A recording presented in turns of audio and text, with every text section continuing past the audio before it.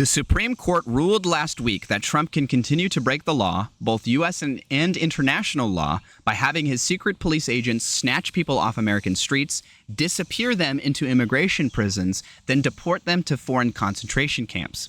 Lacking national injunctions, this cruel and inhumane process can now only be stopped by one person at a time, one court at a time, at least until the 6 Republicans on the court get around to deciding a person's fate. And they're now on vacation until October. Oh, very convenient. When the Enabling Acts gave the Hitler regime the power to arrest people and disappear them into concentration camps, or worse, without judicial oversight, Heinrich Himmler came up with what he thought was a neat way to deal with political dissidents: night and fog. Nacht und Nebel was designed to instill such terror among the occupied population that it would cause people who might otherwise protest the Nazi violations of law and human rights to self-censor and remain quiet, as Himmler himself wrote. The Führer is of the opinion that in such cases, penal servitude or even a hard labor sentence for life will be regarded as a sign of weakness. An effective and lasting deterrent can be achieved only by the death penalty or by taking measures which will leave the family and the population uncertain as to the fate of the offender. Deportation serves this purpose. Field Marshal Keitel was equally enthusiastic, writing, "Efficient and enduring intimidation can only be achieved either by capital punishment or by measures by which the relatives of the criminals do not know the fate of the criminal. The prisoners are," basically they're saying, we either need to kill them or do something to them so that they're effectively dead, i.e. deport them and don't provide any information at all so they're effectively dead. The prisoners are, in future, to be transported secretly, and further treatment of the officers will take place here. These measures will have a deterrent effect because A, the prisoners will vanish without a trace, and B, no information may be given as to their whereabouts or their fate. Pee Wee German, they're referring to Trump there, by the way, may well have studied this history, which my understanding is that he did. I've heard people say that he used to keep a copy of Mein Kampf by his bed, or that he read it, or that I have heard stories and anecdotes that Trump does, at bare minimum, appreciate and enjoy certain aspects of Hitler. As it appears, the U.S. deportation schemes to foreign hellholes like El Salvador and South Sudan are explicitly designed to produce terror amongst brown-skinned Americans.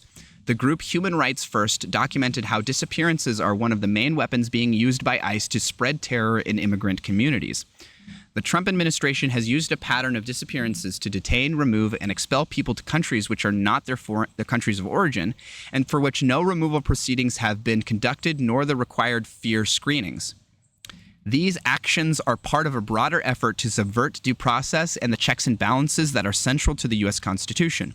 Among those impacted in the first few months of the administration have been countless asylum seekers, including people fleeing persecution by repressive governments, religious-based persecution, anti-LGBTQI attacks, and other harms. They ignored their own protocols on legal access and protecting children's rights to enact an expedient deportation they know to be unlawful. Not only that, they disappeared these families before any U.S. court could stand up for its children. We should all be mortified. Congresswoman and former chair of the Congressional Progressive Caucus and regular guest on my radio TV program, Pramila Jayapal, chaired a meeting of the Immigration Enforcement and Security Subcommittee titled "Kidnapped and Disappeared, Trump's Lawless Third Country Disappears." As you may expect, it featured testimony about people snatched by face-hidden thugs who were simply never heard from again. More than 500 people are believed to have been detained, many disappearing without trace for days or being quickly transported out of state. It is deeply troubling that immigration enforcement in the United States has reached a point where officials from the Trump administration openly advocated for tactics resembling forced disappearances that have characterized history's most obscene fascist regimes. Reports from civil rights groups and journalists have documented instances where individuals were taken off the street or from their homes without warning, transferred out of state, and left incommunicado from legal counsel or family for extended periods. These actions were not isolated errors. They are deliberate strategies aimed at instilling fear across immigrant communities, particularly those made up of Black and brown people. What makes this moment even more alarming is the Supreme Court's recent ruling that strips lower courts of the authority to halt deportations or removals, no matter how unlawful or abusive. This is what we're going to cover in our next show. I tried to find an article on this, but I was struggling on the preparation for the show, so I'll make sure I find it before next show. But this, I would love to dive into this, but my understanding of what this is complete insanity, that the Supreme Court basically was like, yeah, y'all can't do your job and make lower court rulings because it might impact this administration and what, their ideological goals or whatever. With judicial oversight diminished, there's a clear and present danger that enforcement powers could be used arbitrarily and punitively. The use of fear, rather than a law, as a governing principle corrodes the foundation of due process and equal protection under the Constitution. Nonetheless, border czar Tom Hallman bragged, illegal immigrants should be afraid.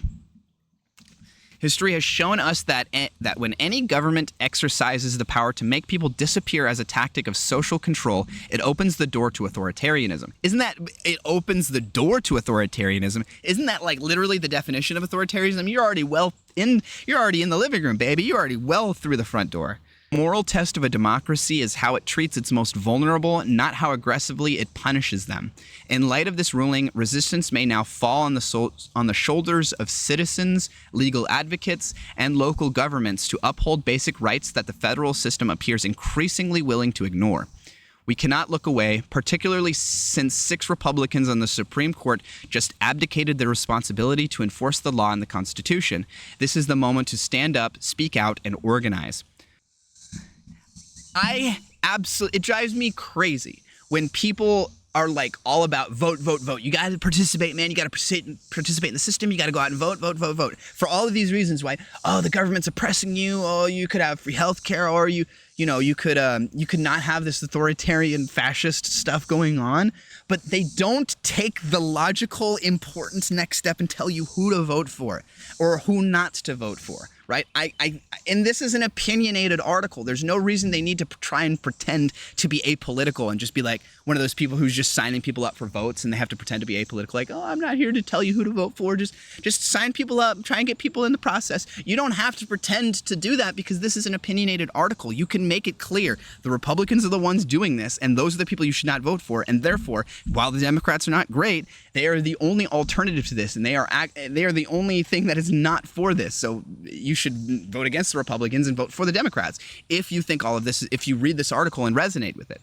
But even the person who wrote this article is stuck in that brain rot idea of like, when you talk about advocating for voting, the idea of then saying who you should vote for is like a step too far or something. I think it's an important step to be made because then people can be tricked, right? Somebody could read this article. It's totally conceivable. Somebody could read this article, think it's bad, and be like, I don't want to vote for a leader who does that. But then 3.5 years from now, when it comes time to elect the next president, they're basically tricked into thinking that the Dems are really the ones doing this and that the Republicans are the ones that want to stop this kind of thing from happening. No, but if this person in this article would have made it clear that the Republicans are the ones that support this and the Dems aren't, and that's how you should vote, when they're advocating for voting, maybe this person wouldn't make this mistake in the future. I don't know. Yeah, just absolutely insane, and just rank authoritarian fascism, man. I need to look more into what Trump thinks about Hitler, but I've heard some anecdotal things that he, read Mein Kampf or appreciates certain aspects of Hitler. I'd need to do more research into that because there might be a serious connection there that I haven't put enough effort into.